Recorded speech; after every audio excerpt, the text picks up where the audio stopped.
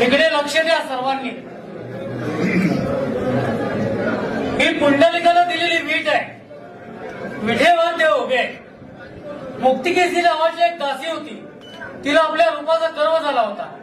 जेव्हा ती देवाच्या दर्शन झाली तेव्हा देवाने तिच्यापेक्षा नाजूक रूप घेतलेले. जेव्हा तिने आपले हात देवाच्या पायावर टेकवले तेव्हा ही पोटरुतलेली जागा आहे. ही कृष्णावतारात गोकुळात गुरे राखायची काठी आहे. हा पितांबरचा सोगा आहे. हा वास्तव्याचा कतोड आहे. डाव्या हातामध्ये शंख आहे. उजव्या हातात कमल पुष्प आहे. ही ब्रह्मदेवाने जन्म घेतलेली जागा आहे. हे अर्धांगिनी रुक्मिणीवासना स्थान आहे. हे मृगलांचन आहे. हा कौस्तुभमणी आहे. हे मकराकाल कुंडल आहे आणि शिवाकाल मस्तक आहे.